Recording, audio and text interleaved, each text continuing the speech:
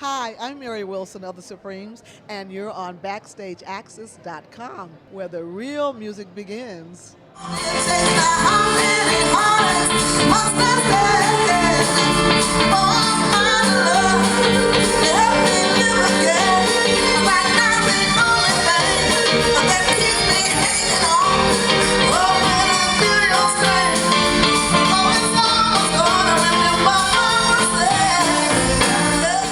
BackstageAxxess.com. We're here with one of the most influential women in rock and roll history, Mary Wilson, the original Supreme. How you doing, Mary? I'm wonderful, thank you. She just did a terrific show here at the Bears Den in the Seneca Niagara Casino, and long history. You were in the band the entire time from '59 to '77, and a lot of hit records.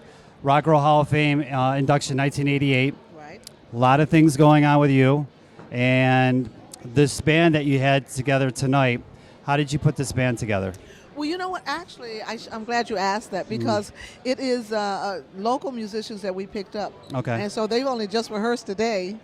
I have my MD with me, and that's Mark Zier. Right. So he rehearsed them all, and then we did the show. So they rehearsed from 12 until 3, and then I did the show at 3. So you came in and it was a great show, and she's actually doing another performance here in a little bit. How many dates do you average per year? You know, it has changed a lot now. I mean, I probably work every weekend in the year. Right. But with the economy, dropping the way it is, it's slowed up now, which I'm glad because I've been touring since 19. And so we'll just leave it in the 19s. We do well, right. We do work a lot. I mean, I work a lot with my own band and my 2 singers. And like last year I was on tour with Bill Wyman of the Rolling Stones, and we toured for 2 months.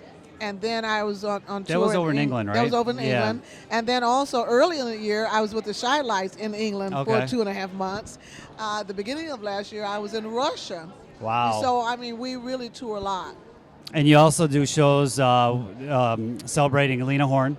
Yes, I don't have that picture with me. It's a Lena Horne tribute. Okay. And I sing all of her, I sing 10 of her famous songs. Right. And then the narrator, the writer, the author of a book, Stormy Weather, reads excerpts from his book, and he shows film clips and things of Lena's life. And that's a separate band, right? That's not your band? That's a whole separate band. It's a jazz band, though, because I do jazz. Okay. I have my jazz CD. Where's my jazz CD? Okay, it's gone. That's all right. You released a couple years ago a DVD live from San Francisco. Yes. Any plans of doing any other new material? Maybe like so I know you talked about you got that single that you've been working on. And it is from my new CD, which is called Life's Been Good for Me. Okay. But the single is from that CD. Okay. It's due out any day now. Any day now. Oh, that's not my song.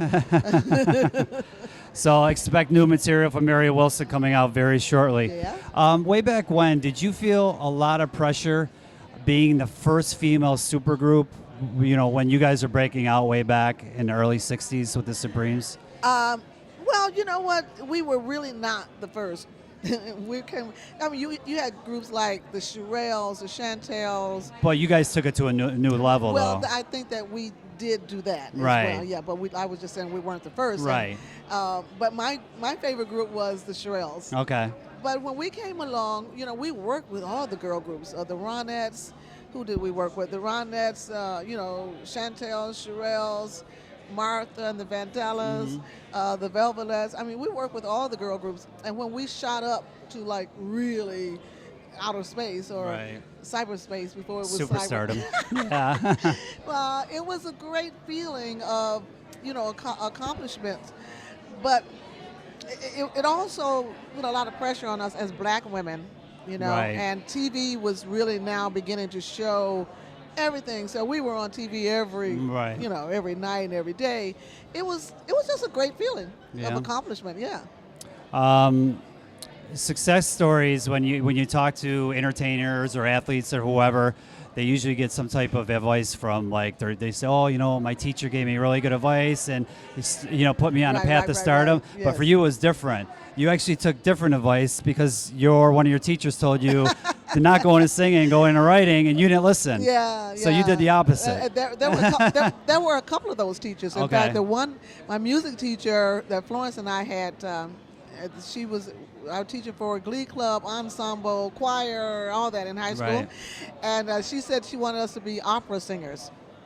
So we were like, oh, okay, you know, but we were still going back and forth to Motown. Right. And when we became famous, the music teacher said, I'm glad you didn't take my advice.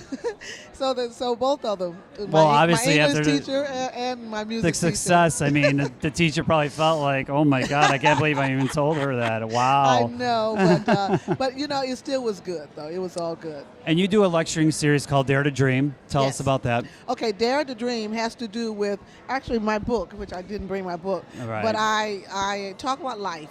Okay. And challenges, and it's basically just that, my giving the Supreme story and how we achieved our dream. So it's all about just sharing what I went through to the public. Right. And so using that as the base, the bottom line of just, you know, you got to dare to dream to do anything. And you actually did an exhibit of all the famous dresses the Supremes had, and you took it around the world, and it was very successful. Yes. Are you still doing these?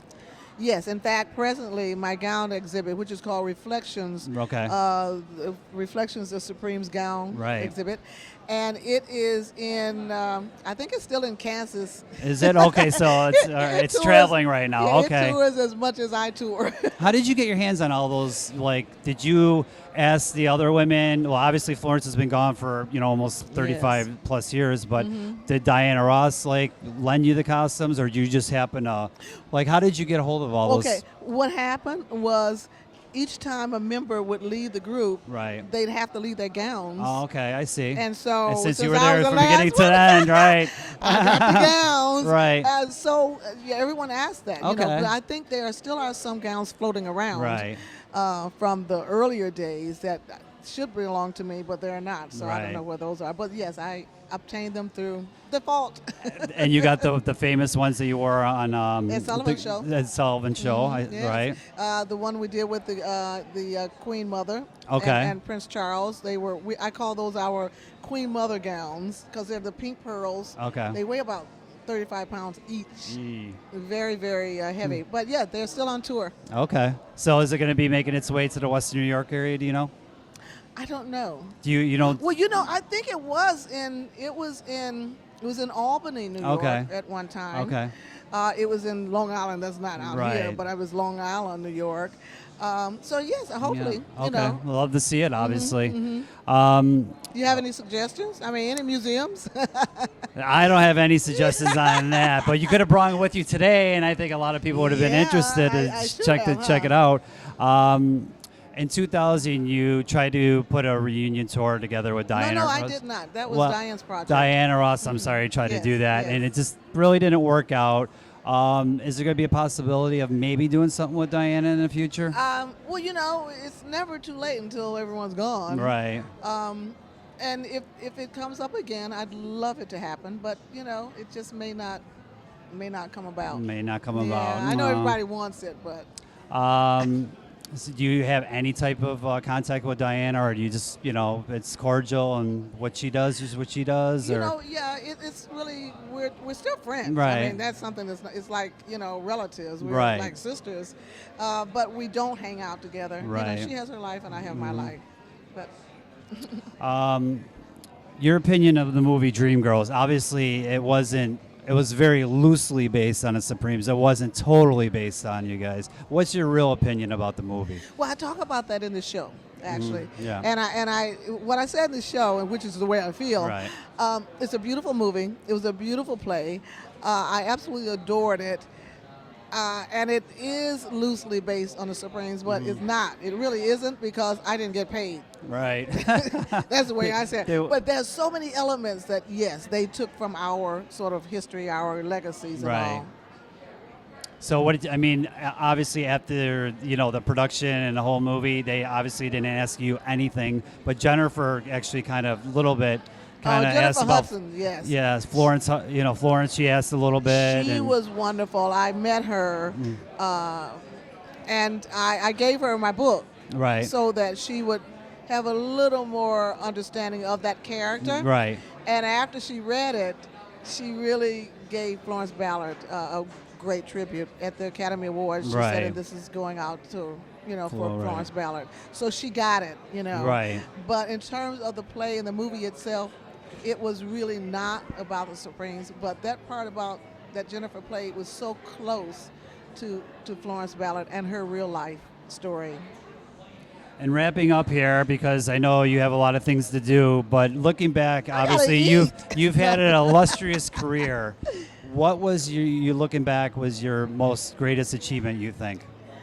In the career? Because in your musical career, not your family or your personal not my family, stuff. Okay, no. because I was going to say your kids and I was grandchildren, going to say my grandchildren, yes. But also something else too. I really like who I am as a human being, as a person, and I've worked on that my entire life. That's my greatest achievement, that I really feel I can look in the mirror and like myself. And I'm very happy about that, because it's not always easy to live a honorable kind of life. Oh, I made a lot of mistakes. But in terms of the career, I think that I've been able as a singer to come from a group situation and then build myself, my artistry, and my name all up into a good level. And I'm still here after 50 years. So that's one of what I really like about what's going on in my life, is that my career is really long. The Supremes were great, and then I've been able to go on and become Mary Wilson as an artist. Right, and a solo artist and best-selling author.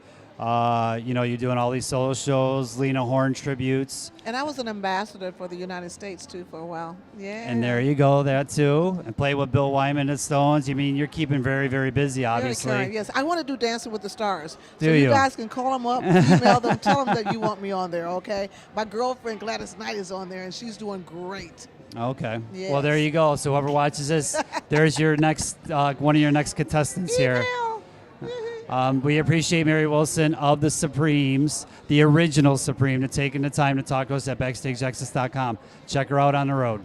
It's a game, I'll give you a taste, but how long must I wait? How much more can I take? I'll be more and more and more.